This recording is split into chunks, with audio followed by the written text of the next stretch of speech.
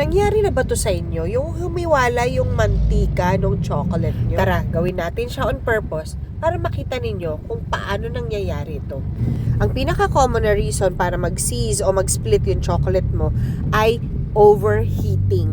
Pero nangyayari din ito pag nalalagyan siya ng tubig o naglalagay ka ng cream na room temperature sa iyong mainit pa na chocolate or ganache. At dito nga, makikita ninyo na napakaganda na ng ating ganache, pero nung nilagyan natin siya ng room temperature na cream, nag-seize or nag-split. Kaya ito na siya.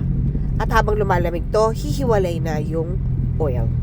Ito nga, makikita nyo doon sa side ng bowl, may mantika. Ibig sabihin, nag-seize or nag-split na yung chocolate.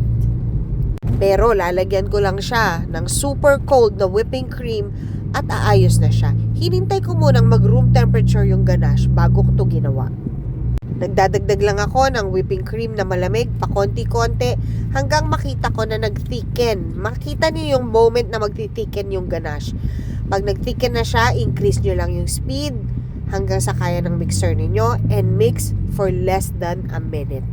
Yung nakikita nyo kanina, yung parang nagka-crack, yung parang nagmukhang clay yung chocolate. Makikita ninyo magsusmoothen uli yung parang nahihil. Pag nakita nyo na ganun na yung kanyang consistency, pwede nyo nang itigil yung pagmimix.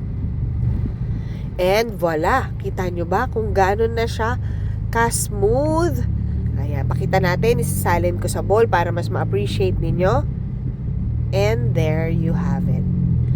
Nice and smooth white chocolate ganache. At ito po ang inyong pambansang ante na si Chef Avi na nagsasabing, huwag mo agad aayawan dahil pwede pa yang pakinabangan.